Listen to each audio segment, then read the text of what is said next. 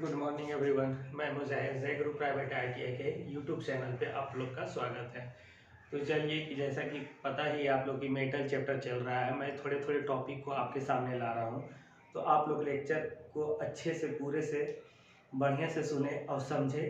किसी तरह का भी कोई भी दिक्कत हो कमेंट बॉक्स में ज़रूर कमेंट करें और वीडियो के अंत तक बने रहें, क्योंकि आप लोगों के लिए ही महत्वपूर्ण जानकारी दी जा रही है। ठीक है, तो मेटल चैप्टर में आज हम लोग जानेंगे, जैसा कि पिछले क्लास में हम लोगों ने जाना था कास्ट आयरन के बारे में।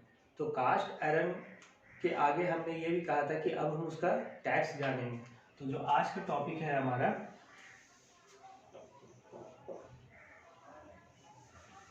Types of cast iron. ठीक है, टाइप्स ऑफ कास्ट आयरन आज हम ये जानेंगे। ठीक है, तो कास्ट आयरन में सबसे इम्पोर्टेंट जो है वो हम बारी बारी से देखते हैं। तो सबसे पहला जो हमारा टाइप्स ऑफ कास्ट आयरन में जो सबसे इम्पोर्टेंट है, जो एग्जाम में बराबर पूछा जाता है, उसके बारे में सबसे पहले जानते हैं। ठीक है, तो सबसे पहला हमारा है ग्रे कास्ट आयरन। ठीक, ग्रे कास्ट आयरन को डायरेक्टली कास्ट आयरन भी बोल सकते हैं, कोई दिक्कत नहीं है। तो ग्रे कास्ट आयरन, तो ग्रे कास्ट आयरन का इंट्रोडक्शन में ये हम देखेंगे कि ग्रे कास्ट आयरन की क्या क्या खूबियाँ हैं। ठीक है, तो इस कास्ट आयरन में कार्बन की मात्रा कितनी होती है? 3 से 4%, मतलब हम 4% बोल सकते हैं डायरेक्टली कि ग्रे कास्ट आयरन में कार्बन की मात्रा कितनी होती है? 4%, 4% कार्बन की मात्रा होती है। ठीक है, जिसमें कंबाइंड कार्बन की अपेक्षा फ्री कार्बन अधिक होती है। इसमें कंबाइंड कार्बन की अपेक्षा फ्री कार्बन अधिक मात्रा में पाई जाती है। ठीक है, तो हम कह सकते हैं कि ग्रे कास्ट आयरन में फ्री कार्बन की मात्रा की अधिकता होती है। ठीक है, अब जो है ग्रे कास्ट आयरन के बारे में और कुछ हम जानते हैं कि इसका रंग जो होता है कैसा होता है? ग्रे कलर का, इसीलिए इसे ग्रे कास्ट आयरन भी बोला जाता है। ठीक है, इसे दूसरे कास्ट आयरन की अपेक्षा सॉफ्ट होता है। यह दूसरे कास्ट आयरन की अपेक्षा क्या होता है? सॉफ्ट होता है। तो ग्रे कास्ट आयरन क्या होता है? सॉफ्ट होता है। मतलब किससे? दूसरे कास्ट आयरन की अपेक्षा ये क्या होता है? सॉफ्ट होता है। ठीक है, तो ग्रे कास्ट आयरन में 4% कार्बन होती है, इसका रंग ग्रे होता है। यह दूसरे कार्बन मतलब दूसरे कास्ट आयरन की अपेक्षा सॉफ्ट होती है। ठीक है, और इसे आसानी से मशीनिंग किया जा सकता है। हम क्या कर सकते हैं? इजीली मशीनिंग कर सकते हैं। क्या कर सकते हैं? इजीली मशीनिंग कर सकते हैं। ठीक है, इजीली क्या कर सकते हैं? मशीनिंग कर सकते हैं। और क्या है कि इसका अधिकतर प्रयोग हम पाइप, ठीक है, क्या इसका अधिकतर प्रयोग हम पाइप, सिलेंडर और मशीन के बेड इत्यादि बनाने में करते हैं। फ्रेम इत्यादि बनाने में भी किया जाता है। तो इसका मुख्यतः जो यूज होता है ग्रे कास्ट आयरन का मुख्यतः जो यूज होता है, हम इसका कहा करते हैं लेथ मशीन के बेड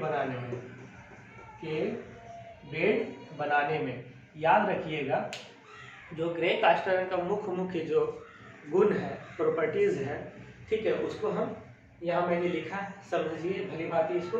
ग्रे कास्ट आयरन में जो कार्बन की परसेंट होती है, कार्बन की मात्रा जो होती है वह 4% होती है। कार्बन की मात्रा 4% होती है। और ग्रे कास्ट आयरन का जो कलर होता है ग्रे कलर का होता है, यह दूसरे कास्ट आयरन की अपेक्षा सॉफ्ट होती है। ठीक है, और इसे इजीली मशीनिंग किया जा सकता है। इसलिए इसका अधिकतर प्रयोग हम जो करते हैं, इसका अधिकतर प्रयोग हम करते हैं इजीली मशीनिंग के कारण। ग्रे कास्ट आयरन का यूज जो हम मुख्यतः करते हैं लेथ मशीन के बेड में, क्या लेथ मशीन के बेड बनाने में हम ग्रे कास्ट आयरन का मुख्यतः यूज करते हैं।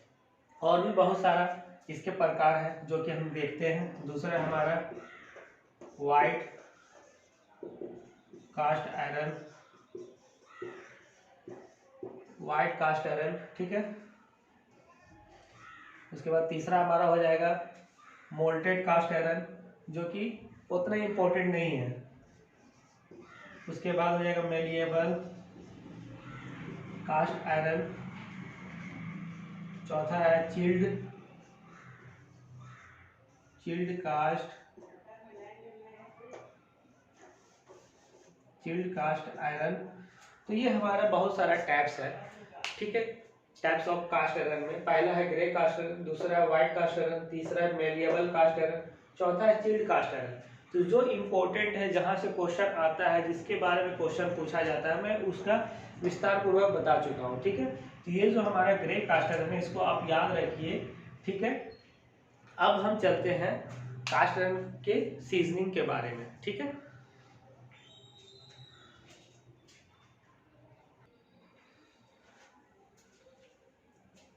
अब हम जानते हैं कास्ट आयरन के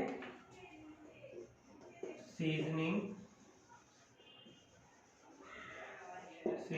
ऑफ कास्ट आयरन, ठीक है। कास्ट आयरन के सीजनिंग के बारे में हम जानेंगे कि सीजनिंग क्या होता है। तो समझिए क्या होता है, कास्ट आयरन में कार्बन की मात्रा अधिक होने से और इसमें दूसरी अशुद्धियां होने के कारण क्या होता है, कास्टिंग करने के बाद पार्ट्स में थोड़ा थोड़ा डिस्टोर्शन आ जाता है। क्या होता है, पार्ट्स में थोड़ा थोड़ा डिस्टोर्शन मतलब विरूपण आ जाता है, ठीक है। हल्का फुल्का क्या होता है, वो मतलब कहीं से टेढ़ा मेढ़ा हो जाता है, ठीक है।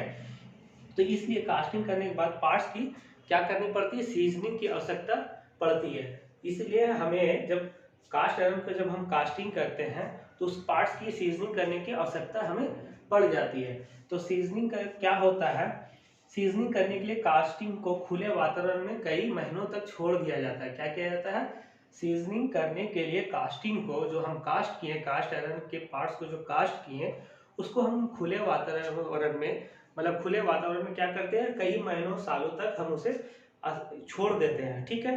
तो उससे क्या होता है कि वो हर तरह का वातावरण को झेलता है, जैसे गर्मी हो, बरसात हो, ठंडा हो, हर तरह के वातावरण को क्या करता है, वो झेलता है। जैसे सर्दी गर्मी लगने के कारण पार्ट्स की क्या हो जाती है, सीजनिंग हो जाती है, ठीक है। तो सीजनिंग करने के बाद क्या होता है, पार्ट्स पर हम दूसरे प्रकार की मशीनिंग कर सकते हैं, ठीक है। मशीनिंग कर उसको कार्य क्रिया में ला सकते हैं। तो जब सीजनिंग हो जाती है कास्ट आयरन को का, तो हम क्या करते हैं कि उसको सीजनिंग करने के बाद उस पार्ट्स को हम अपने अनुसार, कार्य क्रिया के अनुसार उसको यूज में ले आते हैं। जैसे एक एग्जांपल के तौर पे और आपको हम बताते हैं कि जैसे मान लीजिए आप जब जमीन पे घर बनाते हैं, तो घर बनाने से पहले जब बुनियाद करने के बाद कुछ जहाँ जहाँ मट्टी हम क्या करते हैं, भर देते हैं, तो उसको कुछ दिन के लिए छोड़ देना चाहिए। क्यों छोड़ देना चाहिए, क्यों, मट्टी वो बैठता है। तो मान लीजिए अगर आप तुरंत डालें मट्टी और उस पर घर बनाएं, तो कहीं ना कहीं आपको घर बनने के बाद क्रेक देखने को मिलेगा। तो वो मट्टी क्या होता है, कुछ सीजनिंग बर्दाश्त करने के बाद क्या होता है, जितना उसको बैठना रहता है वो ज़मीन में बैठ जाता है। तो एक तरह से आपको मजबूती प्रदान करता है नींव के लिए। जब आप नींव उठाते हैं घर का, तो आपको वो मजबूती प्रदान करता है। तो इसीलिए हर चीज़ का मतलब पार्ट्स की भी सीजनिंग होनी चाहिए। तो खासकर हमें कास्ट आयरन की सीजनिंग करनी पड़ती है, ठीक है। अब हम जानेंगे नेक्स्ट टॉपिक जो है हमारा,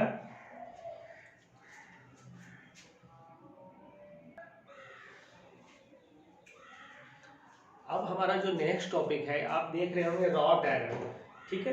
रॉट आयरन क्या होता है, इसका हिंदी हम बोल सकते हैं पिटवा लोहा। क्या, पिटवा लोहा। तो रॉट आयरन का इंट्रोडक्शन में हम जानेंगे कि रॉट आयरन एक प्रकार का शुद्ध लोहा होता है। मतलब क्या होता है, यह एक प्रकार का प्योर आयरन होता है। क्या होता है, प्योर आयरन होता है, मतलब शुद्ध लोहा होता है, ठीक है। जिसको पिग आयरन या तो फिर व्हाइट कास्ट आयरन, मतलब हम डायरेक्टली ये भी कह सकते हैं पिग आयरन या तो व्हाइट कास्ट आयरन जो होता है, जो कि अभी हमने कास्ट आयरन में जो टैप्स में जाना, grey cast iron, white cast iron. तो व्हाइट कास्ट आयरन को क्या करते हैं, पुडलिंग फर्नेस में दोबारा से पिघलाकर हम शुद्ध लोहा प्राप्त करते हैं। क्या करते हैं, रॉट आयरन प्राप्त करने के लिए। रॉट आयरन जो हमारा है, पिटवा लोहा जो हमारा है, वह शुद्ध लोहा है, प्योर आयरन है, ठीक है। तो प्योर आयरन को हम कैसे निकालेंगे, जैसे ब्लास्ट फर्नेस में हम लोगों ने क्या, ब्लास्ट फर्नेस से पिग आयरन को तैयार किया, ठीक है। क्यूपोला फर्नेस से हमने कौन सा आयरन तैयार किया, कास्ट आयरन तैयार किया। उसी तरह पुडलिंग फर्नेस से, मतलब हम कह सकते हैं पुडलिंग फर्नेस से हम रॉट आयरन को तैयार करते हैं। तो व्हाइट कास्ट आयरन का क्या होता है, व्हाइट कास्ट आयरन को पुडलिंग फर्नेस में डालकर, ठीक है, पुडलिंग फर्नेस में डालकर दोबारा पिघलाकर उससे हम क्या तैयार करते हैं, रॉट आयरन तैयार करते हैं। तो हम यहाँ लिख सकते हैं पुडलिंग फर्नेस, में 2 प्रकार रॉड आयरन WI, ठीक है, याद रखिएगा, रॉड आयरन तैयार करते हैं, ठीक है, तैयार करते हैं, याद रखिएगा, पुडलिंग फर्नेस में रॉड आयरन तैयार करते हैं। और इसमें जो कार्बन की मात्रा होती है, रॉड आयरन में जो कार्बन की मात्रा होती है, यह कितनी होती है, 0.15% से भी कम होती है, 0.15% से भी कम होती है। याद रखिएगा, इसे शुद्ध लोहा इसलिए कहा गया है कि जिसमें कार्बन की मात्रा कम होगी वह शुद्ध लोहा होगा, ठीक है, जितना कम से कम कार्बन होगा वह उतना ही शुद्ध होगा।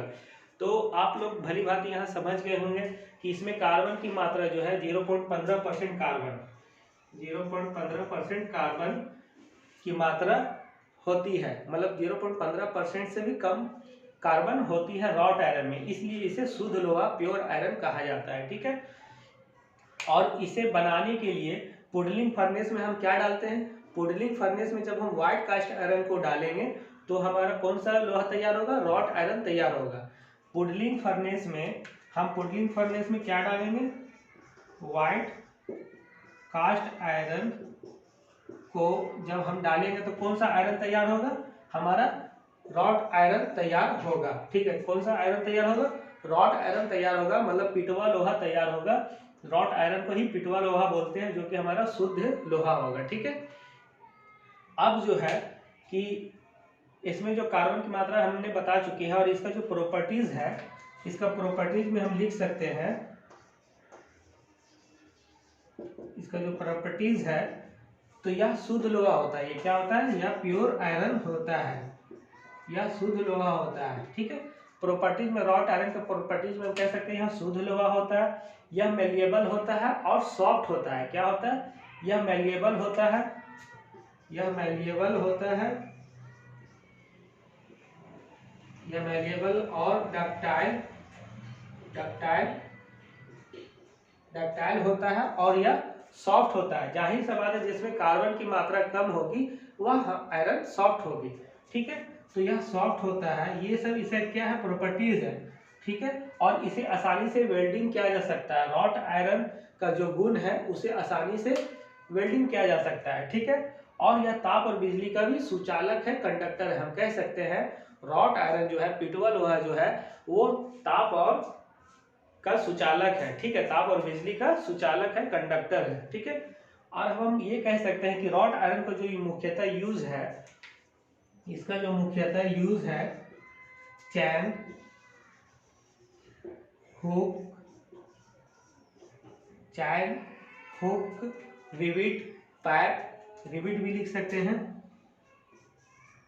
रिविट, चैन, हुक, पाइप, रिविट इत्यादि या तारे आदि बनाए जाते हैं।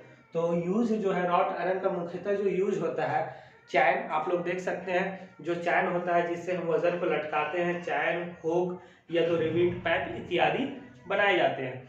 तो ये जो तो हमारा आज का जो टॉपिक था, ये रॉड आयरन पे हम एंड करते हैं। नेक्स्ट टॉपिक में हम मेटल से ही रिलेटेड इंटरेस्टिंग टॉपिक को लाएंगे, जो कि आप लोग की बहुत ही यूजफुल है। तो ठीक है, नेक्स्ट लेक्चर के लिए जल्द से जल्द मिलेंगे। आज के लिए thank you, okay, next bye.